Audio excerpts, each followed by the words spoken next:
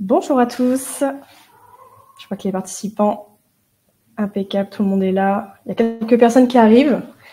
Alors, aujourd'hui, vous l'avez compris, on va parler des statistiques. Vaste sujet chez Bidiz. Alors déjà, merci de vous être inscrits à ce webinaire. Je vois qu'il y en a certains même qui étaient là au webinaire précédent sur le produit sur l'intelligence artificielle. Donc, merci de vous intéresser aussi à ce nouveau sujet passionnant sur notre produit Bidiz. Alors, on va vous expliquer aujourd'hui, je vais vous expliquer aujourd'hui comment partir des statistiques Bidiz et les transformer en décisions éclairées et stratégiques pour votre entreprise. Donc, j'ai réfléchi à un format un petit peu plus ludique. Il y aura bien sûr la traditionnelle présentation de Bidiz pour ceux qui ne connaissent pas dans un premier temps. Et dans un second temps, il y aura une mise en situation. Je me suis projetée à la place d'un responsable formation dans une entreprise d'un secteur spécifique. Et je vais vous montrer comment, d'après les objectifs stratégiques que moi j'ai au quotidien, comment je fais le lien en fait sur le produit et comment est-ce que je vais venir chercher les indicateurs de performance qui m'intéressent. Alors, avant toute chose, petite question pour commencer. Vous avez une question qui va apparaître dans le chat, c'est à titre informatif. On aimerait bien savoir aujourd'hui si vous êtes déjà équipé pour un LMS, si c'est un outil qui vous est familier, donc n'hésitez pas à répondre. Donc, vous avez la question qui va rester dans le chat, n'hésitez pas au fil de la présentation à répondre à cette question.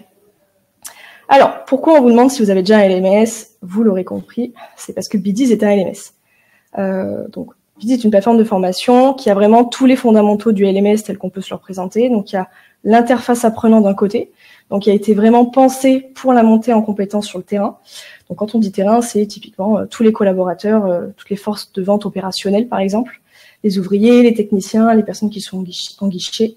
Toutes ces personnes-là qui en fait ont des difficultés aujourd'hui pour accéder à la formation telle qu'elle a été pensée traditionnellement et qui ne sont pas, on pourrait dire, des populations de bureau.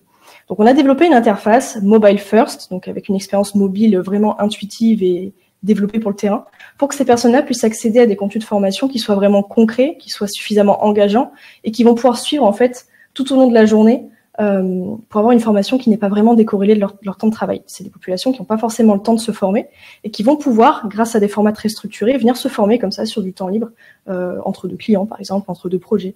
Voilà. L'interface apprenant d'un côté et de l'autre côté, évidemment, le back-office, donc avec un outil auteur intégré. Donc là, c'est vraiment l'espace, un petit peu le tableau de bord du service formation pour créer tous les contenus de formation. Donc, on a un outil auteur qui permet aujourd'hui de gagner du temps sur cette création de contenu, qui peut être vraiment chronophage et fastidieuse en fait pour les entreprises, et c'est un petit peu ce qui pêche parfois même du côté des services formation.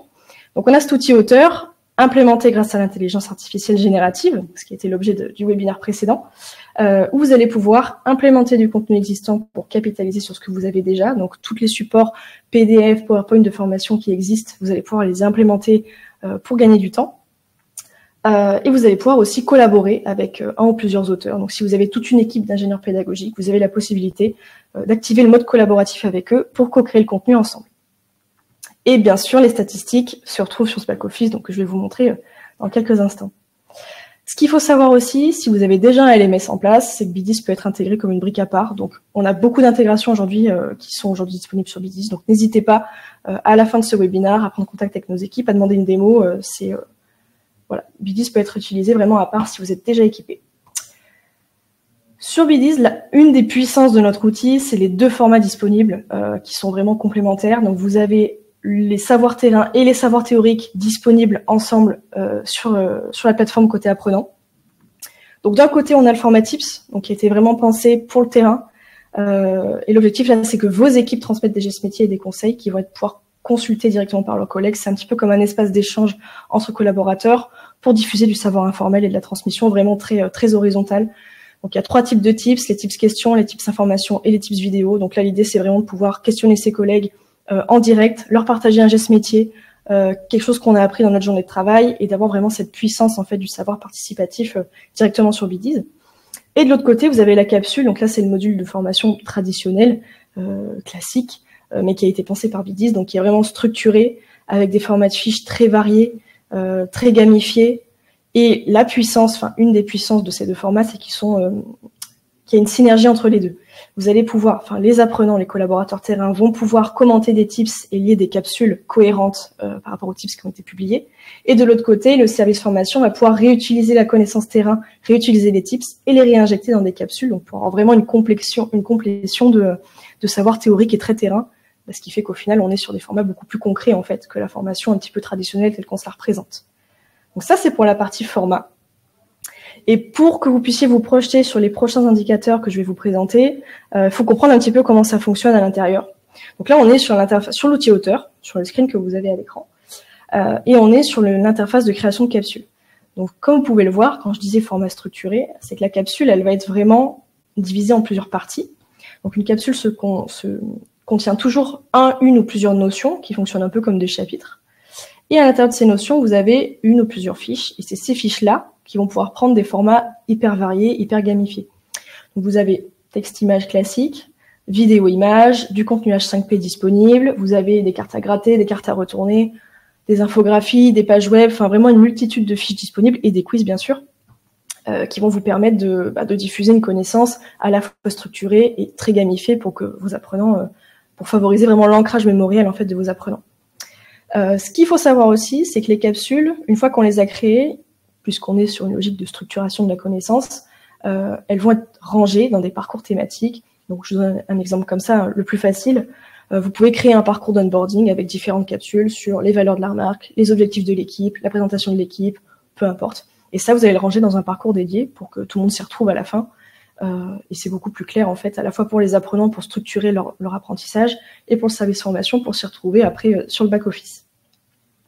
Donc, maintenant que les présentations sont faites, d'ailleurs, il y aura un temps de questions-réponses à la fin, hein, si vous voulez en savoir un petit peu plus, il n'y aura pas de souci, il ne faudra pas hésiter. J'ai préparé du coup une petite mise en situation concrète, comme ce que je vous disais en introduction. Donc pendant les prochaines minutes, je vais plus être Charlotte, Product Marketing Manager de BDiz. Je vais être responsable formation dans une entreprise de construction durable de plus de 2000 collaborateurs. Et je vais vous montrer, je vais faire le lien en fait entre les enjeux stratégiques de l'entreprise, que j'ai imaginé, et la manière dont on va venir aller traquer en fait l'avancée de ces indicateurs sur le back-office et plus précisément sur les statistiques. Donc, le contexte de cette entreprise fictive, donc la construction durable, est assez complexe. Il y a un certain nombre d'enjeux auxquels on fait face dans cette entreprise, donc notamment le respect des normes environnementales et de sécurité, puisqu'on est dans la construction durable, l'intégration rapide des nouvelles technologies de construction, parce que là, on est sur un secteur qui évolue quand même très vite avec des nouvelles normes, des réglementations qui évoluent en permanence, donc il faut pouvoir l'intégrer dans nos pratiques au quotidien, et forcément la réduction de l'empreinte carbone des projets. Et ces trois enjeux principaux nous ont permis d'élaborer des objectifs stratégiques, donc qui sont directement liés, moi, à ma fiche de poste. Je vous montrerai dans la slide d'après. Donc ces trois objectifs-là, ça va être améliorer la productivité des équipes sur le terrain. Donc là, on est bien sur l'aspect très terrain que je vous présentais tout à l'heure. Assurer la conformité avec la réglementation en vigueur. Donc là, on fait le lien directement avec la formation qui va venir répondre à cet objectif-là. Et troisième point, renforcer la culture de la sécurité parmi les employés. Donc le fait de mettre à disposition une plateforme de formation avec un volet apprentissage informel, ça rentre complètement dans une démarche d'instaurer une culture d'apprentissage différente au sein des équipes. Donc, on a les enjeux, on a les objectifs, et maintenant, on va pouvoir faire le lien avec mes objectifs à moi en tant que responsable formation fictive. Donc j'ai 4 objectifs. Alors bien sûr, les responsables formation ont des objectifs encore plus variés, plus divers. Là, j'ai focus vraiment pour les besoins de ce webinaire. Donc, on a un premier objectif, améliorer le taux de complétion de nos formations, parce que forcément, derrière, il faut que mes équipes puissent être formées correctement sur les nouvelles réglementations, les nouvelles normes. Optimiser notre parcours d'onboarding des nouveaux arrivants. Il faut que mes recrues soient performantes dès qu'elles arrivent. Assurer notre conformité réglementaire, parce que du coup, dans la logique, il y a un certain nombre d'audits de conformité interne qui sont menés pour s'assurer que tout va bien, que tout le monde est bien formé. Et maximiser l'efficacité de nos formations auprès du terrain. L'axe terrain est vraiment important. Donc là, on imagine une formation qui va s'opérer directement auprès des chefs de chantier, par exemple, et qui, eux, vont être chargés de transmettre la connaissance après aux équipes directement sur les chantiers. Alors, premier objectif, gardez-les bien en tête. Améliorer le taux de complétion, l'onboarding, la conformité et l'efficacité des formations. Donc, dans cette entreprise fictive, on utilise BDiz. Donc ça, c'est l'interface statistique telle qu'elle est aujourd'hui sur le produit. C'est vraiment la première porte d'entrée. Voilà comment ça se présente. Donc j'espère que vous voyez bien. N'hésitez pas, hein. Si vous voyez pas très bien, s'il y a besoin de zoomer, on peut essayer de voir ce qu'on peut faire. Donc il y a une première page d'accueil avec ce qu'on appelle des widgets. Donc les widgets, c'est les carrés que vous voyez ici. Tout est modulable. Donc si vous voulez avoir une vue personnalisée avec des indicateurs, des widgets spécifiques, vous allez pouvoir le modifier. Donc je vous montrerai ça après. Et vous avez une overview aussi des statistiques. Donc ça, c'est les stats depuis le début, vous avez la plateforme de formation avec tous les apprenants. C'est quelque chose qui est figé. Pour l'instant, ça, on peut pas y toucher, mais ça vous donne déjà un premier aperçu en fait de la densité qu'il y a sur votre plateforme. Vous avez les apprenants connectés, les capsules commencées et les heures de formation passées depuis le début que vous avez BDiz. Ensuite, vous avez les statistiques globales et ces statistiques. Donc, se découpent avec les statistiques par utilisateur, par capsule et par parcours. Mais je vais y revenir après. Il y a un certain nombre, quand on rentre dans le détail, d'indicateurs principaux qui sont disponibles sur BDiz. Donc, le temps de formation disponible, ce que je vous expliquais. Donc ça va permettre vraiment d'évaluer l'efficacité en fait de la pédagogie des modules tels que vous les avez pensés, pouvoir faire quelques ajustements si besoin. Ça va vous aider aussi à identifier évidemment s'il y a des modules de formation, enfin des capsules, qui sont trop courts ou trop longs au contraire. Donc pour pouvoir ajuster aussi et avoir vraiment peut-être potentiellement compléter un peu plus la connaissance, notamment avec des tips. Et ça va vous permettre aussi, parce qu'il y a un widget important qu'on verra après, qui est les pics d'activité, qui sont directement liés au temps de connexion, et qui vont vous permettre de faciliter votre planning de publication des formations. Je sais qu'on a beaucoup de clients qui ont des pics d'activité le jeudi, le vendredi, je ne sais pas trop pourquoi, mais du coup ça permet aussi d'adapter le calendrier de diffusion des capsules, de les diffuser et de les mettre affichés directement sur l'interface pour que les apprenants puissent les suivre. Ensuite, deuxième indicateur évidemment dont on parle beaucoup, c'est le taux d'engagement, donc c'est globalement mathématiquement parlant le taux d'inscrits sur le nombre d'actifs. Et ce taux d'engagement, il va vous permettre de mesurer le niveau d'intérêt et de participation active des apprenants. J'insiste sur le mot actif parce que c'est très important. Vous allez pouvoir identifier aussi les contenus les plus attractifs, de la même manière qu'avec le temps de formation, mais sur un angle un petit peu différent. Vous allez pouvoir mesurer aussi l'efficacité de vos stratégies de gamification. Si par exemple vous êtes sur une refonte de vos capsules de formation et vous avez inséré un certain type de fiches beaucoup plus gamifiées, ou au contraire vous avez commencé à inclure des tips dans vos capsules, vous allez pouvoir vérifier que ça fonctionne bien, que ça prend bien grâce au taux d'engagement. Et globalement, ça va vous guider aussi sur les décisions en termes de format, tout simplement. Quelle est la structure de capsule que vous voulez envisager, quel type de gamification vous envisagez, tout ça, vous allez pouvoir le mesurer et prendre des décisions en fait d'après le taux d'engagement sur la plateforme. Ensuite, troisième indicateur, le taux de complétion. Donc là, c'est pour vraiment mesurer la persévérance des apprenants et l'adéquation du contenu en fait à leurs besoins. Surtout dans un environnement où vous avez des équipes terrain qui n'ont pas forcément ni le temps de se former, ni l'appétence aussi pour la formation. Des fois, il y a des populations, c'est pas trop leur truc. C'est trop théorique. Donc, le taux de complétion est un bon indicateur pour vous. De la même manière, vous allez pouvoir identifier les modules trop longs, trop peu engageants. Enfin, tout ça, c'est quand même assez lié, mais après, c'est pour spécifier un petit peu quelles actions vous allez entreprendre derrière. Et vous allez pouvoir globalement évaluer l'efficacité du programme de formation dans son ensemble. Donc ensuite, les statistiques par utilisateur, par capsule, par parcours. Donc là, c'est des stats qui parlent un petit peu d'elles-mêmes. Je vous montrerai après comment est-ce qu'on s'en sert de façon pratique dans le produit. Le taux de réussite, donc qui se calcule avec les capsules validées sur le nombre de capsules commencées. Donc là, c'est pareil. C'est pour évaluer vraiment si vos apprenants ont bien compris s'ils ont bien compris en fait la formation que vous essayez de leur transmettre dans la capsule et s'ils arrivent à aller au bout de ces formations. Et enfin, donc c'est un tout petit peu plus technique, on a ce qu'on appelle le taux de pénétration qui est disponible sur BDiz, donc c'est le pourcentage de capsules complétées sur les capsules totales. Donc là, c'est pour mesurer l'adoption globale de la formation par l'ensemble des apprenants que vous avez ciblés. En gros, c'est le pourcentage de capsules complétées sur le nombre de capsules totales complétables, hypothétiquement, donc multiplié par le nombre d'utilisateurs qui ont accès à cette capsule. Vous allez pouvoir identifier de cette manière-là les potentiels obstacles à l'apprentissage.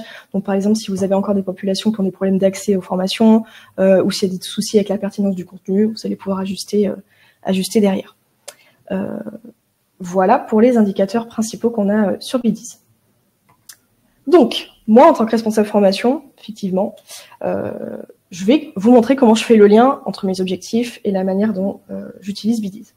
Donc, premier objectif, c'était atteindre 90% de taux de complétion des formations.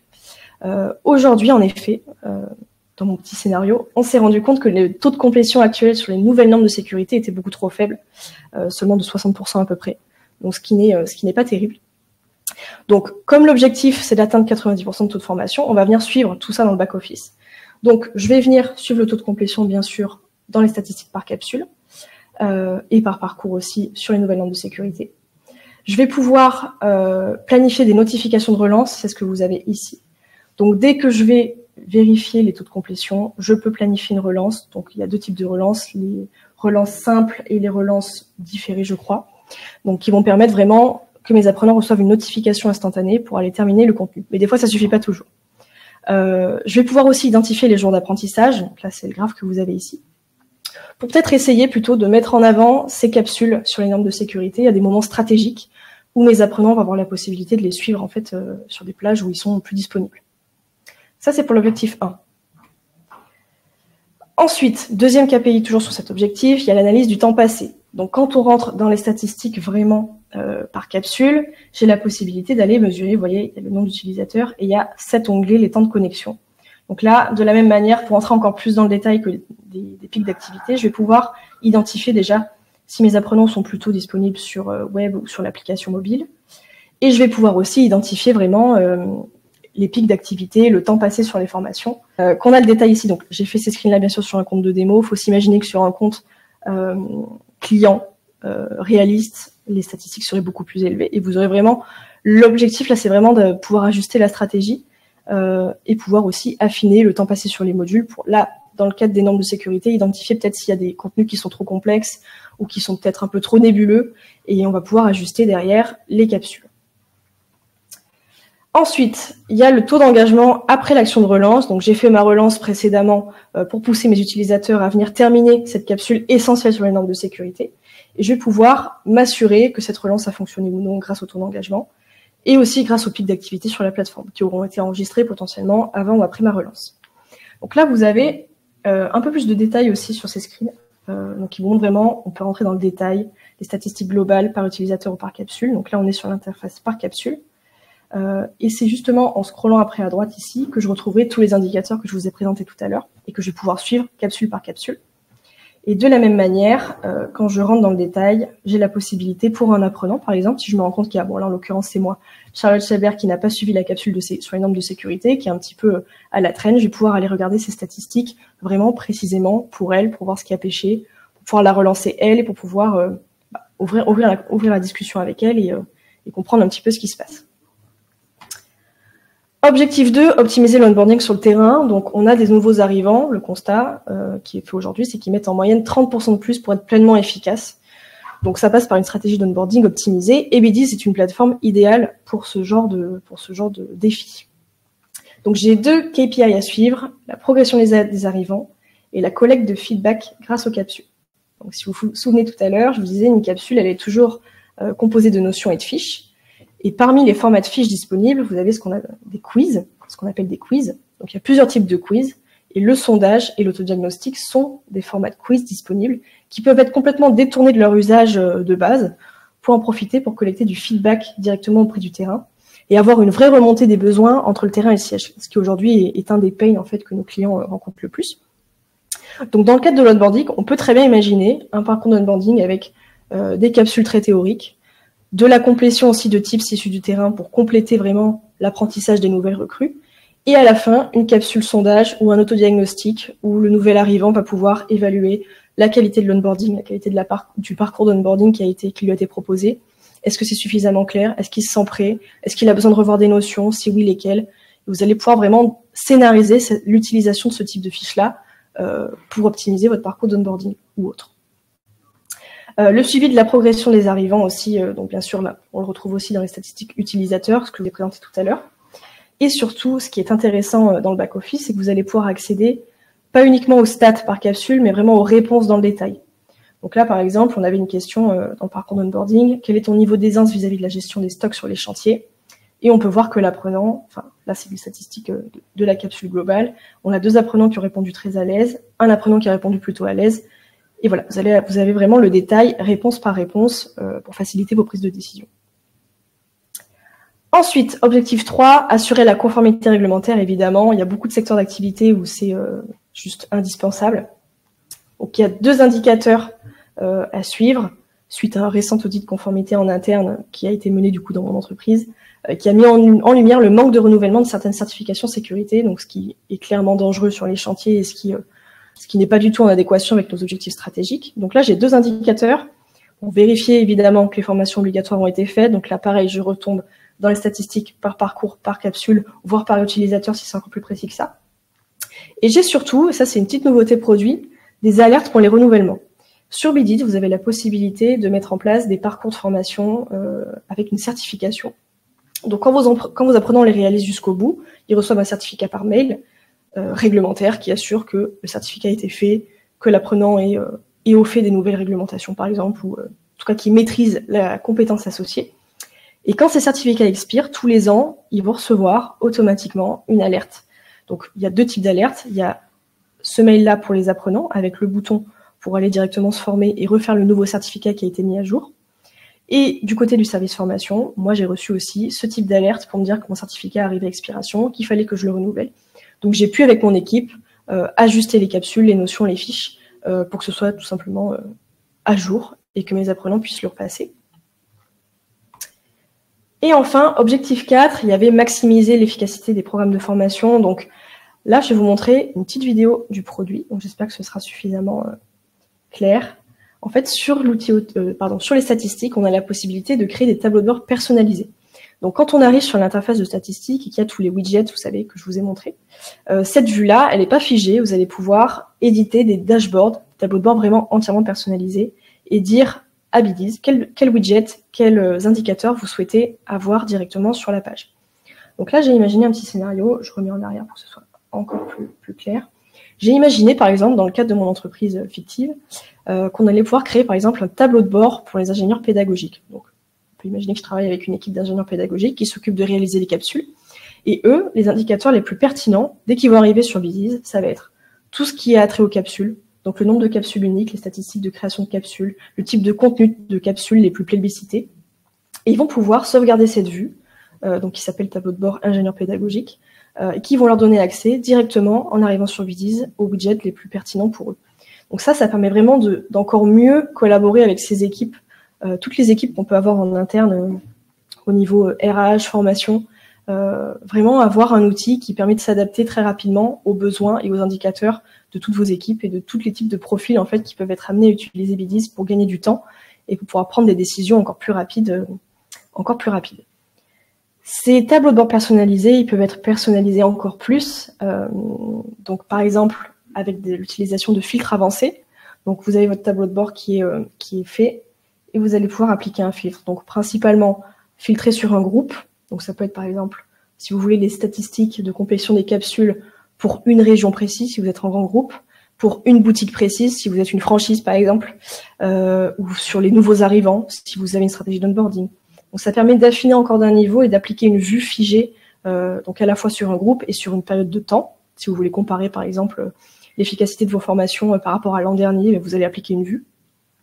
Et enfin, très important aussi, vous l'avez peut-être vu passer sur la vidéo, toutes les données sont disponibles à l'export au format CSV pour vous faciliter la vie et pour pouvoir après mettre ça sur Excel et aller approfondir un peu toutes les données de votre formation. Alors, la vidéo, il faut qu'elle soit terminée pour que je puisse passer à la slide d'après. Donc là, on a bien vu comment est-ce qu'à chaque fois, pour tous mes objectifs, je vais pouvoir aller chercher dans les statistiques les indicateurs clés de performance qui sont associés et pouvoir prendre des décisions en fait tout de suite, pouvoir réagir immédiatement et avoir une vue d'ensemble à chaque fois que je me connecte sur le back-office pour pouvoir ajuster la stratégie de formation avec mes pairs et m'assurer que mes collaborateurs sont correctement formés. C'est terminé. Alors, j'ai prévu un petit temps de questions, donc n'hésitez pas. Et j'ai vu qu'il y avait des personnes qui sont déjà clientes qui assistent à ce webinaire. Donc, si vous êtes client, que vous avez des questions vraiment poussées sur les statistiques, ce qui peut arriver, n'hésitez pas à flasher ce QR code-là. On vous redirige tout simplement vers les trainees qui sont organisés toutes les semaines avec votre CSM pour pouvoir poser des questions plus approfondies. Et si vous n'êtes pas encore client, n'hésitez pas à flasher le second QR code à droite de l'écran pour planifier une démonstration personnalisée, parce que tout ça, c'est bien joli sur un webinaire, mais ce sera encore mieux si on vous montre comment ça fonctionne avec vos indicateurs, votre entreprise, vos problématiques, vos défis. Donc n'hésitez pas à planifier une démonstration personnalisée et n'hésitez pas aussi à poser toutes vos questions. Est-ce imaginable d'utiliser Bidis pour des clients plutôt qu'en interne avec des collaborateurs? Oui, complètement, à 200%. C'est un des cas d'usage d'ailleurs qui sera traité prochainement en webinaire. Il y a plein de manières d'utiliser Bidis, que ce soit pour les organismes de formation, pour des entreprises qui utilisent effectivement Bidis avec des clients. Merci beaucoup pour vos commentaires. Donc n'hésitez pas, je disais, à planifier une démonstration personnalisée vraiment pour votre entreprise. via le QR code de droite. On sera ravis de vous faire une démo personnalisée. Nos experts ont l'habitude, donc n'hésitez pas. Et puis, je vous souhaite une bonne journée et une bonne semaine. Merci beaucoup. Au revoir.